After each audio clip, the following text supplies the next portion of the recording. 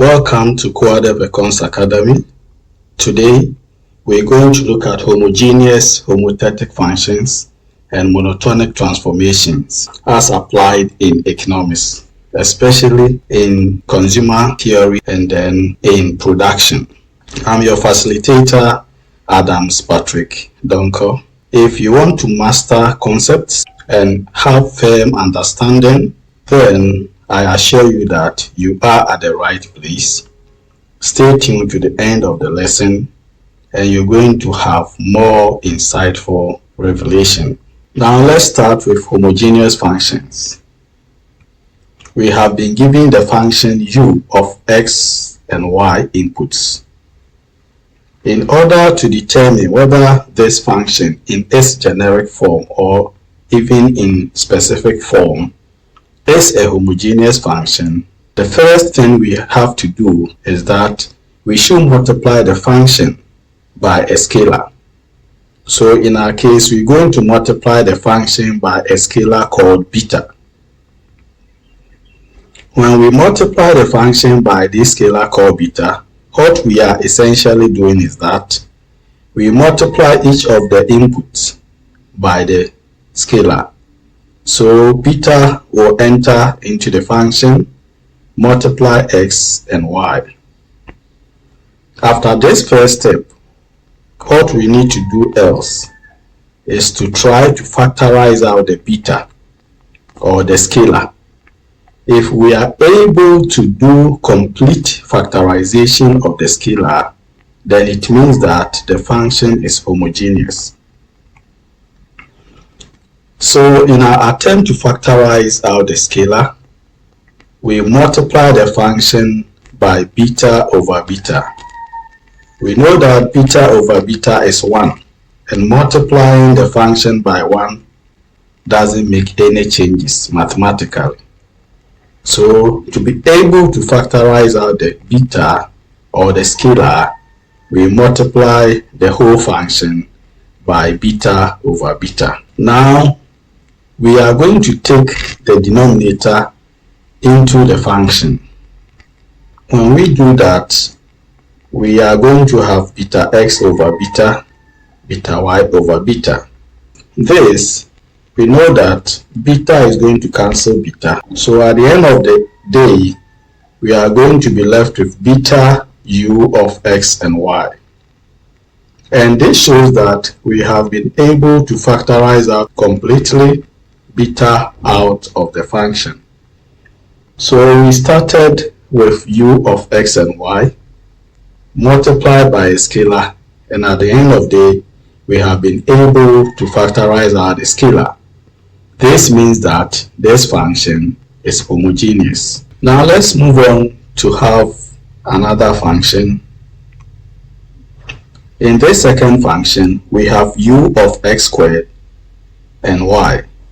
So the input into these functions are x squared and y. As usual, we need to multiply the function by a scalar, which in our case is beta. This means that we're going to take beta into the function to multiply the inputs. When we do that, we're going to have beta x all squared, beta y. Our duty is to try to factorize out beta to see if we can factorize it out completely or not. To do that, we multiply the function by beta over beta, and we are going to take the denominator and spread it into the function. When we do that, we move to this point. We know that at this point, beta here will cancel beta. Beta here will cancel one of the beta and we'll be left out with one beta because it is beta squared. By doing that, we have this. We have this. And this is the end of the factorization. What we see is that we couldn't factorize out the scalar completely because beta is here, it is also here.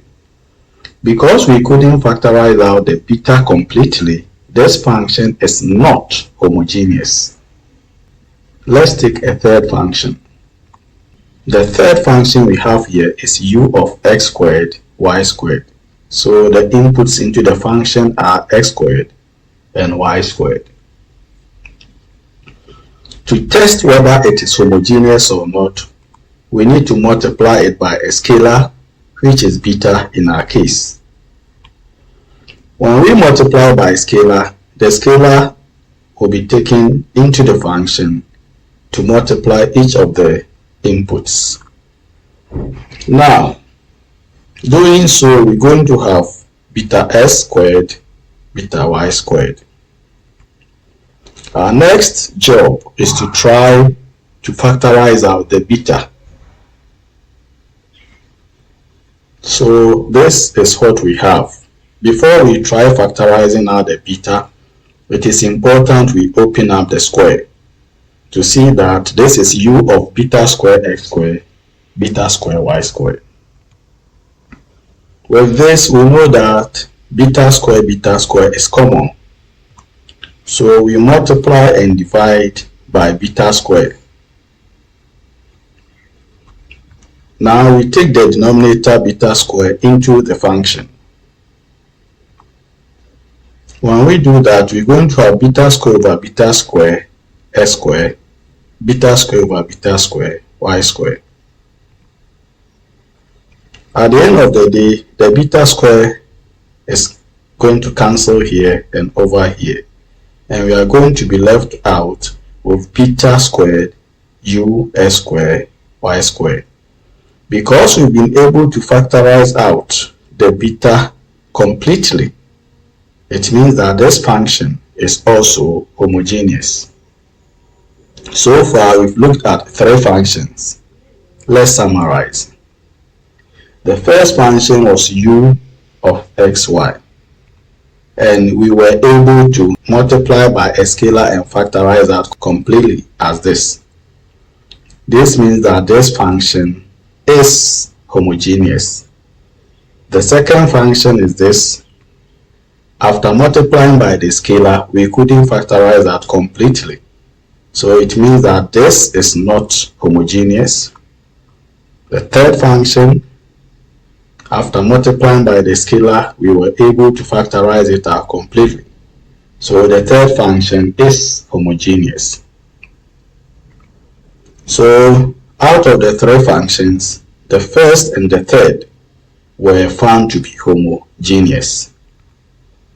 Now let's take the two homogeneous functions. Now, assuming that we are dealing with a Cobb Douglas function, either a Cobb Douglas production function or a Cobb Douglas utility function, then the first function would exhibit constant returns to scale. So what we are saying is that if we are dealing with a Cobb Douglas function and the function is homogeneous and the degree of homogeneity, that means the scalar, after you factorize out the scalar, it is raised to the power 1. Then it exhibits constant returns to scale. So any Cobb Douglas function exhibiting homogeneity of degree 1 is constant returns to scale. If the degree of homogeneity, that means after factorizing out the scalar, you have the power to be greater than 1, then we call it increasing returns to scale. So any Cobb Douglas which exhibits this kind of homogeneity is increasing returns to scale. So definitely when you have any Cobb Douglas whose degree of homogeneity is less than 1 would exhibit decreasing returns to scale. Now we move on to another important concept called monotonic transformation. We know that monotonicity is simply that the more the better. When you have more quantities, it is better than less quantities.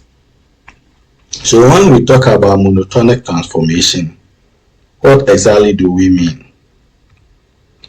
Let's assume that we have been given the function u of x and y. This function is a linear homogeneous function.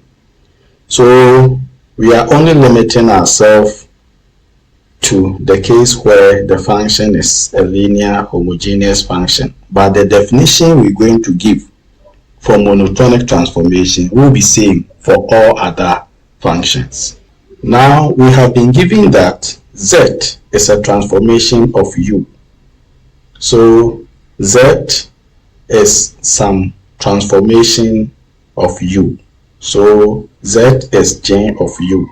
That means it's the function u that has been altered in some way or transformed in some way. If at the end of the transformation we observe certain things, then we can say that the transformation is either monotonic or not. First of all, let me define the quantities I and j to be a subset of all real positive numbers. So any variable with subscript I or j is a subset of all positive real numbers. Let's assume that with the function u, we have bundle I and bundle j, and that bundle I is chosen over bundle j. That means when we evaluate bundle I in function u and again evaluate bundle j in function u, we are going to get a higher value of bundle I than bundle j. So in terms of preferences, we are saying that bundle I is chosen over bundle j. Now, when we move on to put the same bundles in Z, and we realize that we are getting the same result, then we say that the transformation is monotonic. So the idea here is simple. We have a function u, and it has been transformed into a function z. If given two bundles I and j, we find out that the function x chooses bundle I over bundle j, and at the same time the second function, which is a transformation of u, chooses bundle I over j again for all I and j bundles. Then we say that the transformation is monotonic. That means it maintains the order of preferences or choices for us. So the function u transformed into the function x still maintains the order of preferences between bundles I and j. Then we say that this transformation of u to z is a monotonic transformation. For the domain of all real positive numbers as earlier indicated, so for this we can have monotonic transformation over that domain whenever we multiply the function or add to the function a positive number. So in as much as we are dealing with a linear homogeneous function and we are within the positive domain of all real numbers, any multiplication or addition by a positive number will give us a monotonic transformation. With the idea of monotonic transformation fixed, let's now find the definition of homothetic functions. A function is said to be homothetic when it is a monotonic transformation. So the first thing is that it is a monotonic transformation of a linear homogeneous function. So in economics, this is the definition we are usually looking for. A homothetic function is a function that is a monotonic transformation of a homogeneous function that is linear. So whenever we have a homogeneous function which has a degree of homogeneity that is equal to 1, and we pass that function through monotonic transformation, then the function is homothetic. So in practice, when you want to search for a homothetic function, just test for homogeneity of the function.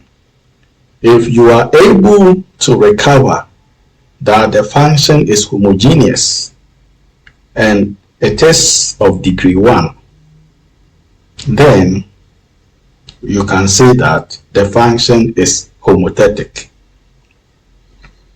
Let me repeat it again. When you are able to recover that a given function is homogeneous of degree 1 after all simplification, then you can say that the function is also homothetic. Let's look at the graph. We have a given function which gives us these isoquants or indifference curves. To be able to determine that it is homothetic, you draw a ray from the origin upwards like this. Along this way, wherever it touches the indifference curve, if the slope is constant, so if at this point and that point, we have the same slope for each indifference curve, then we say that the function that generated the indifference curves or the isoquants are homothetic. So the same function, we draw another ray from the origin. This time it touches the indifference curves or the isoquants at 1, 2, and 3 points. If at the end of the day the slopes at all these points are the same, then the function that generated the isoquant or the indifference curve is a homothetic one. Let's take these equations and pause the video to work out and test whether they are homogeneous and to which degree of homogeneity they possess. So we have 4 functions and these are numerical examples, so let's try to work for them and pause the video for some 5 minutes. Welcome back. If you did it well, you will see that for the first function, if you multiply by a scalar alpha and you do the factorization, you can factorize out alpha and the degree of homogeneity will be 2. So it is homogeneous of degree 2. So this is not homothetic per the definition we are using. For the second function, you cannot fully recover alpha. You cannot fully recover alpha. You see, alpha is here, alpha is here. So it is not homogeneous. And because it is not homogeneous, we don't even think of homothetic. For the third one, we can recover the scalar or alpha. And here it is to degree 1. So we are able to recover alpha to degree 1. Not that alone, we can further simplify the function into this. So it is homogeneous of degree 1 and therefore we say it is homothetic. homothetic. Homothetic. For the fourth function, we are also able to recover alpha, and it is to degree 1. It is to degree 1. And we can even simplify it as this. So because it is homogeneous to degree 1, we say it is also homothetic. Thanks for watching. I urge you to subscribe, like, and share to promote the channel for more insightful lessons. Thank you.